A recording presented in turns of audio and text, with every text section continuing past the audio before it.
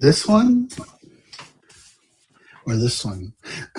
We're supposed to do this pre-show there, Kevin, but welcome everybody as we take you behind the scenes and what a diva Kevin is. But Family Matters, as always, since a week ago or something. So I say, as always, sponsored by Jaywalker Lodge up in Carbondale, Colorado, and that place. Head of family, the family guru, Kevin Peterson himself at Jaywalker. So, Kevin, how are you? You got your wardrobe all situated? Yeah, I'm picking out a watch now. I got called a guru today, and this company was doing a presentation to us, and they were like, "Well, Kevin's a guru," and I was like, "I'm going to put that Kevin Peterson LMFT guru." Wow, I'm just insulted that someone else is calling you that. I thought I was the only one, but you know what? Word is, I guess, getting out. So you can have the trademark. These things I have to do, I tell you. Anyway, let's Family Matters. Yeah. We do this show every week to the best of our ability, sponsored by Jaywalker, of course, and we answer questions and calm fears, whatever you really want to do. We call this our holiday special, our Christmas special, because I don't think we'll be doing a show on Christmas Day. But no, we can. And you should not be on electronics on Christmas Day watching Family Matters. So we're going to give you guys a break. Yep. No electronics should be on Christmas unless you get gifted a new iPhone or something. But whatever. So. We do this to the best of our ability, answer questions, and so I think to wrap things up, we got a couple of questions, and we'll just kind of make it our holiday special. Let's just start out with, when you have a family. Let's kind of go in two parts. The first part, let's just say they're still in active addiction, or they're still kind of shaky. Possibly whatever it may be. And then we'll talk about maybe people that are thinking about going to treatment or in early recovery. So for people in active addiction, we get a lot of questions. And one in particular, just talking about the chaos that would ensue if that addict comes to Christmas Day dinner or opening presents. So in general, what's kind of some basic rules you'll tell families for someone that's active addiction and how they can kind of protect themselves from, taking care of themselves? From the family Christmas drama that I used to cause? I would just be really clear. I would say, hey, you're welcome to come here, but here are the rules, and if they're in active addiction, you have the right to say, no drinking, no drugs. And if we suspect you are, we're going to ask you to leave. We're not going to fight with you. It's not going to be big drama. It's not going to be the big to-do. We're just going to make it clear we're not okay with that, and we will politely ask you to leave. We'll just pull you aside and say, hey, I'm sorry. We just not okay. That's the first thing I would say. The other thing is, okay, well, what if they're there and they're kind of, like maybe they're not drunk or drinking, but they're being a pain in the butt, and I was kind of famous for that as well. We love bringing people down. When we're in active addiction, we love taking people down with us. I'm burning it down, Jay. It's all going down. And I feel like crap. You guys are all going to feel like. Yeah, I'm burning this place down. And again, it's where you want to be clear and concise with them ahead of time and say, hey, we love you. We want you here for the holidays. We just want to be clear. No drinking, no drugs. And everyone needs to be on their best behavior, which means, just don't poke the bear, and there's nothing wrong with setting those boundaries. And then remember, boundaries have to have an accountability function, right? So when this, and then there has to be a rewards and consequence, right? So if you can't just say, you can come to Christmas, but no drinking. You can say, hey, we would love you. We'd love to have you here. But we want to be clear, there's no drinking and there's no drugs. So I saw Thanksgiving. You saw all the articles on Thanksgiving about the cousin walk after dinner before pie. I have no idea what you're talking about. Yeah, right. I thought it was before dinner, but I don't know. I was like, oh, you guys did it after dinner? I showed up. So, it's just like, hey, this is not okay. And also, we're not talking about politics. And because that was always my favorite, and we're not going to talk about, we're going to keep things light and comfortable. And the other thing I would tell you too is, and it's okay to say this ahead of time in like an email, and just say, this is where we're at. This is what's going on. And if they react to it like, whoa, is everybody? Yeah, this is for everybody. And just make it really clear that, so this is the boundary. Remember, the boundary is about you. It's not about them. You want to make your Christmas easy, fun, and comfortable. That's why you're doing this. It's not about them, and you just make it clear, this is the gig. Okay, got it. And then, and if something happens, we're going to pull you aside and ask you to leave. And we're not going to have a fuss. We're not going to be mad. We're not going to throw tantrums. Not going to be, big to do. It's just going to be, hey, it's your choice to continue down this path and behave like this or use, but that means you're not going to be here. Yeah. And so we'll get you an Uber or whatever the case may be. But you, meaning the family, you have to be strong enough to do that, because of course, what everybody thinks is we'll set the boundaries and that will force them to behave. That's not what this is about. Yeah. This is about you saying, in my house at Christmas, these are my expectations, because I want things to be calm and comfortable for everybody. That's it. That's the gig.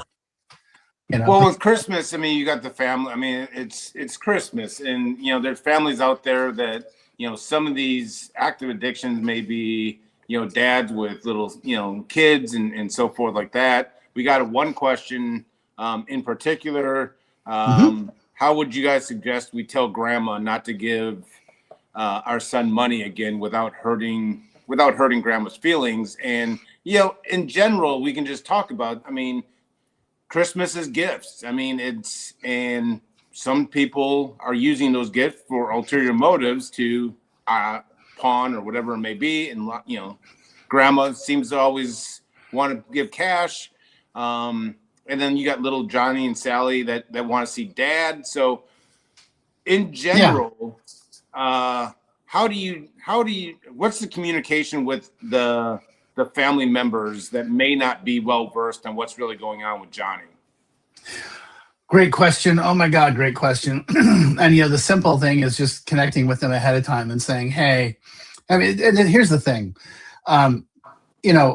People are going to try to, well, we don't want to tell her. I'm like, okay, no, you need to tell her. We got to quit dancing around, the giant pink elephant in the middle of the room. I have a funny story. I got to tell you this. When I was my first year, did you get a pink elephant? Well, just listen. My first gig as a therapist was in Denver at Arapahoe Douglas Mental Health, and I was in child and family services, and so I was seeing kids and teenagers and stuff. And I had this lovely young woman, Hispanic young woman, who she's just a great, she's like 15, 16, and she had a lot of trauma in her family. Said blah blah blah. Blah. And she had what's called trichotillomania, which means she was pulling all her hair out. So she always wore a wig, and then one time she took it off, and there were clumps of missing. And it's a very anxiety-driven. It's a really fascinating. But we were talking about it, and I said, how do you bring this up with people, or do you, like you're saying, how do you bring this up? And she's like, I don't know. I said, it's kind of like the big pink elephant in the middle of the room. And she was a bigger girl. And she's like, you think I'm a pink elephant? And I'm like, no, that's not what I was saying. And she's like, no, I want to be a hippo. I want to be a pink hippo. I'm like, you can be whatever you want. It's just a phrase that means there's a topic that nobody's talking about. I was like, oh my God, I can't believe I just called a teenage girl an elephant. And she didn't take it that way. She laughed it off. But that's the Ah, thing, you got to tell grandma, you got to tell the uncles and aunts, you got to tell everybody, hey, you know, Kevin's going to come and he's fighting addiction. And so that means we're going to be dry. And that means don't give him cash, and don't give him gift cards because every gift card I got, I went straight to the store and got cash. So, let's just, we'll help you with that process. But, we don't want to facilitate or enable them. And you just got to put the cards on the table. yeah.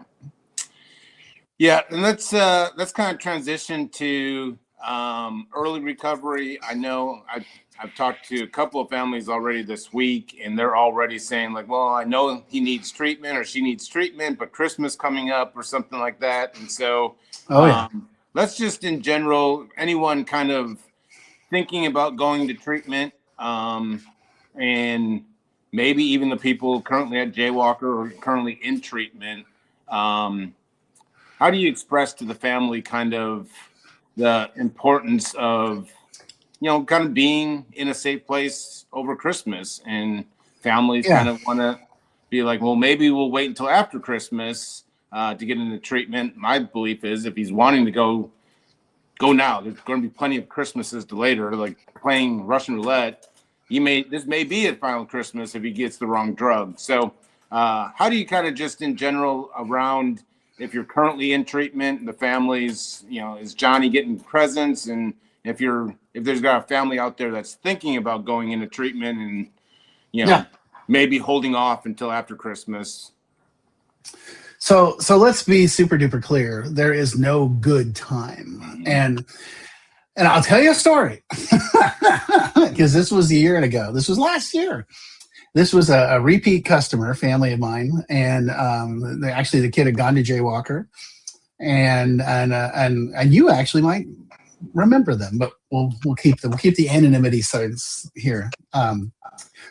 And last year at this time, he started blowing up again, and mom and dad are like, oh, okay, well, I think we want him, let him get him. He says he can keep it together to get through finals. Mm-hmm. And I was like, yeah, I got to be honest with you. That's not going to happen. And they're like, no, we're going to make it happen. And, 24 hours later, they're like, okay, we're flying. That's it. I'm like, yeah, I know. There's just no good time. By the way, he just celebrated a year sober. And, oh, wow. Yeah. Going down to LSU, is that the family?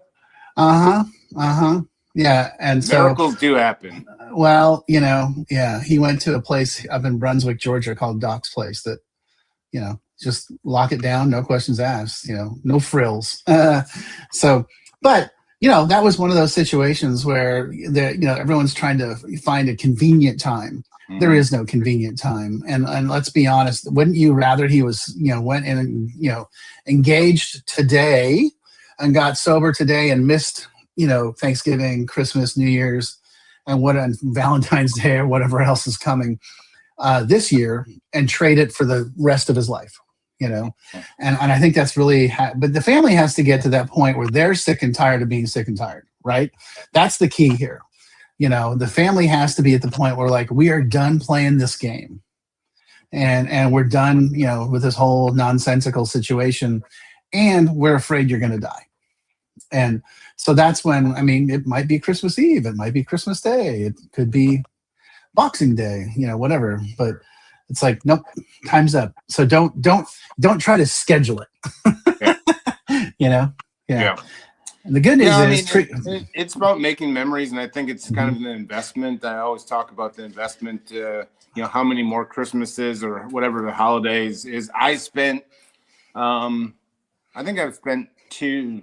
Definitely one Christmas in the long-term place. And I thought it would be this big impact on my family. It turns out like I couldn't even remember how many times I've missed Christmas, and my family is grateful for the being present Christmas moving forwards now. So, and what we were talking about, we just got done talking about like walking on eggshells. Do we invite Johnny to Christmas if he's an active addiction? Imagine the peace of mind families would have if Johnny was currently in a safe environment and you guys don't have to do walking around in eggshells or something.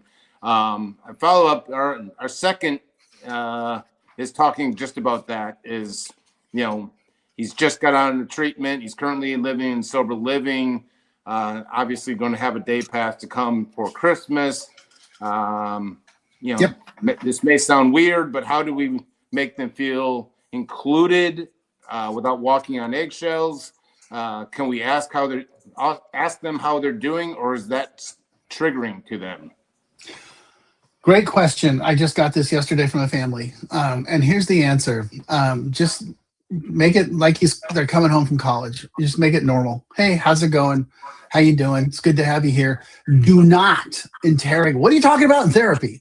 You know, and you know, I always love that because they're like, don't do that in general. I mean, I'm still what'd you tell them about us? I'm like, oh God, stop, just stop. You know, and just make them feel welcome and make them feel home. Now, I also want to tell you that when it comes to stuff like this, we kind of have a blanket position of for the first year, no alcohol. For the Christmas, for the New Year's, I mean, we just say no. That's just not a, you know. And let me tell you, the guy's going to be like, oh, I'm fine. It's okay. And it's like, yeah, but it's, you know what? It's okay to support them as well. And not for the rest of your life. And you don't have to quit drinking. But, you know, or using or whatever your thing is. But you want to be, this is like an active support for them saying, hey, you know, we want you here. We want you home for the event, and it's going to be dry. We're not going to have any alcohol and not because of you, because that's a family decision. It's not a you decision. We've been making too many decisions about you anyway. Now this is a family decision because here's what you're going to find out: a lot less drama when there's no alcohol. Yeah. Yeah. When my family would have dry stuff, it was really like, oh, okay. Well, you know. That was fun. We had a dry, I think Thanksgiving it was or something, and it was extremely, like, my family, they just like partaking. I think I'm the only one that kind of goes to extreme, but even I was like, this is awkward, you know, like, and I was just like, go drink like, it just feels like, I feel like we're like aliens or something, and everyone wants to have a drink, but no one's, you know. And I still remember my brother just saying, like, you know, like, what if this is not just about you, and maybe that's about us supporting you? And I was like, oh, my brother and I never really had those deep, but he got me good. He zinged me, whatever one's, you know. And I didn't, you know, I was still early in recovery and selfish and self-centered, but I mean, I look back on that and, you know, what a big statement that was for my family. Here I'm thinking, I'm personalizing everything. This is awkward. Just go do whatever you guys want to do.